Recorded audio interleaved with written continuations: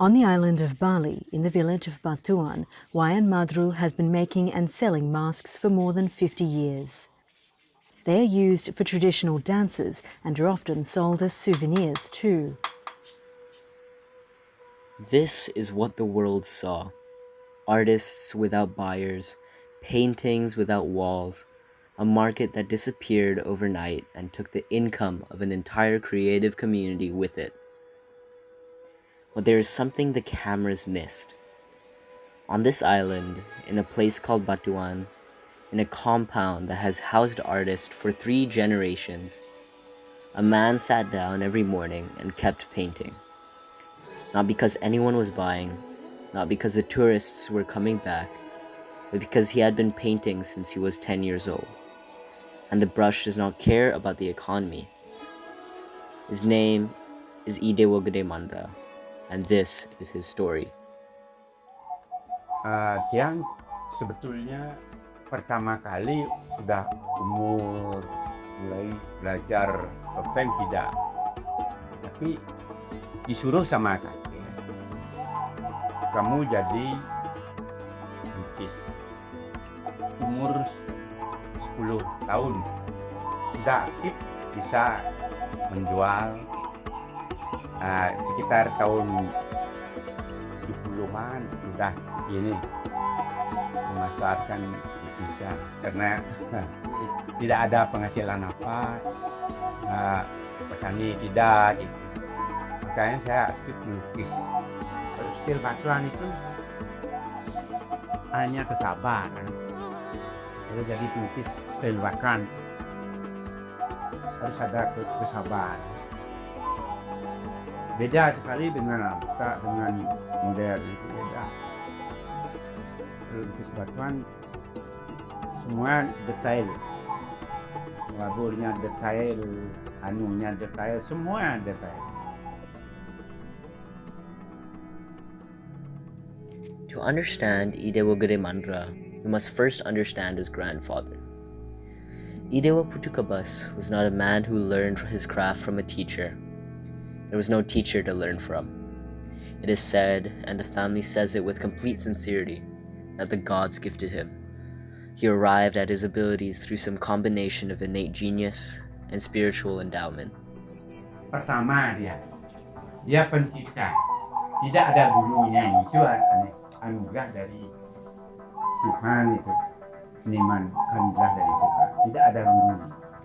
Bikin gelungan, bikin pikiran rumah, bikin toko paras, pokoknya segala seni itu kakek yang menciptakan, dia segala-galanya.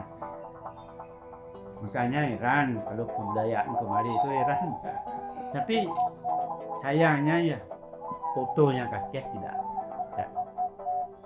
Sudah saya cari di yang bisa ke internet di Belanda itu. Kan zaman dulu penjajahan itu sebagian besar lukisan di Belanda, di Museum Belanda. Lukisan barang-barang yang bagus-bagus. Bapak saya kan pernah ke Museum Belanda menari gambar itu. Semua lukisnya dia lihat waktu dia kecil, waktu kakek. Lukisnya semua dia. Makanya saya sebagai warisan cuma 3. Kalau kakek segala seni itu. What is documented is what he produced. Idewo Putukabus was a founder and an inventor. The moving parts in Balinese masks, the articulated jaws and articulated eyes that give the masks their uncanny life during dance performances, are attributed to his ingenuity. Sudah zaman Belanda, ya. Sudah zaman Belanda itu. Tahunnya kan tidak detail, kalau dulu orang tidak mencatat tahunnya. Apalagi dia mencatat, menulis tidak bisa zaman. Tapi kalau mencatat orang Belanda biasanya. Tidak ada orang Indonesia yang bikin buku itu. Semua barang Belanda, orang Jerman, orang Prancis, orang pokoknya semua, tidak ada orang Indonesia yang bikin buku-buku tentang seniman. Sebelum Bonet datang dan Rosalskis, sudah ada lukisan stil Batuan, warisan dari kakek. sebagian besar lukis batuan itu dari kertas. Kanvasnya tidak ada. Kalau kanvas tenungan, ada lukis tenun. Warnanya putih. Orang jadi pelukis batuan itu kan harus sabar. Kalau dulu tidak ada alat banyak. Alat semua bikin. Kalau pen bambu, kalau pen kertas itu dari jako itu, yip jako. Kalau stil batuan itu hanya kesabaran. Kalau jadi pelukis stil batuan harus ada kesabaran.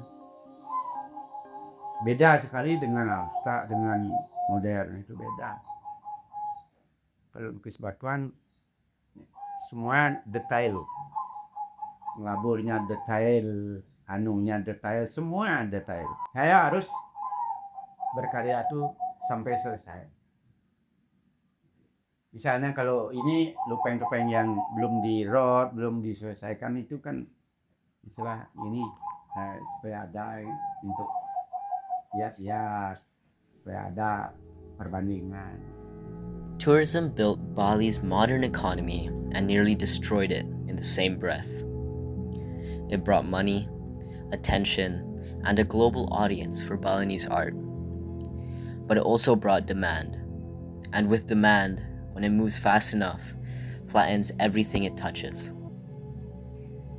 Sering saya bilang, kalau dulu itu di bagian besar warga seluruh Bali damai. Kalau dulu itu ya kedek pekenyung gitu. Kalau dulu itu tertawa, gembira. Sekarang lain, beda sekali zamannya. Kalau saya pilih ya lebih bagus dulu, damai. Makanya ada sisilah dua anunya, pemusuhan ke pemedal itu dua ada. Inak pengarah pidana. Kalau niki nak buat kan ada mau tutup tembok dan ada tegah-tegah nak pidana. Mungkin serba gini. Lain beda kok. Seniman sekarang itu ya. Kalau bisa Korea saja merasa tinggi itu saya tidak senang. Tidak merasa kakek saya yang mengajar gitu. Itu salah pati orang Bali itu. Kalau orang Jawa itu ya dalang itu sebagai sederajat menteri. Kalau di Bali itu orang seniman dinyak sama kita sendiri itu.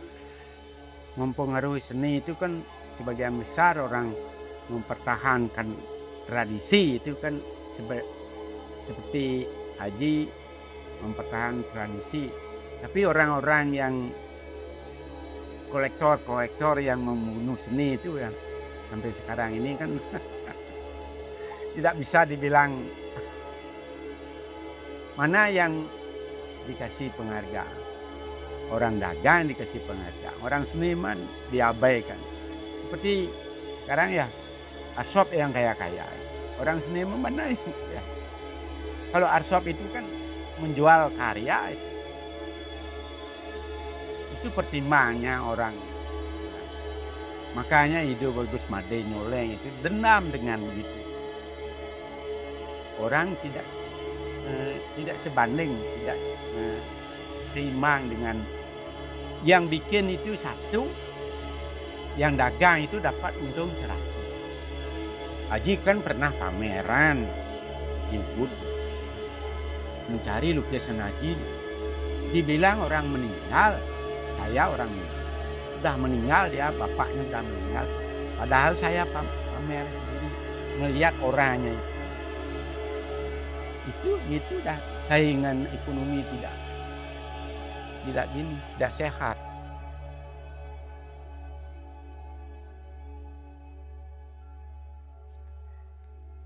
I Dewa Gede Mandra does not speak at length about his own significance. This is not modesty exactly.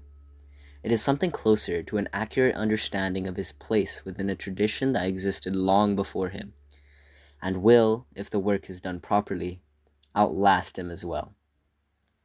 He is a link in a chain, and he knows it. The work is what matters. What he will speak about at length and with great care is the work itself, the specific challenges of a particular composition, the qualities of different inks, the way a figure needs to be anchored within a dense scene so that the eye finds its way through rather than becoming lost. Itu dah. Makanya sekarang seperti dulu kan tidak ada tuntutan. Kalau sekarang generasi sekarang 50% tidak ada yang mau melukis. Intinya aja ya, supaya stel batuan itu tidak punah dan harus berbobot, harus ada kesabaran supaya nanti ada generasi penerus. Supaya tidak meniru ini, meniru itu. Pokoknya dia punya ciptaan sendiri, punya style sendiri. Kalau bagi Haji kan tidak pencipta, kakek yang didoakan Haji supaya anak-anak buahnya supaya bisa untuk mempertahankan seni di Batuan. Perlu saya menyimpan barang kakek, bapak, saya juga supaya aman, hanya sekedar untuk bangunan kecil gitu, supaya bisa untuk menyimpan barang-barang yang peninggalan kakek sama bapak sama saya nanti. Kan sudah ada karyanya, belum ada tempatnya. Itu tujuan saya sebenarnya. Tujuan saya jadi seniman supaya ada nanti koleksi topeng, lukisan sebagian besar, banyak, sebanyak-banyaknya itu cita-cita saya.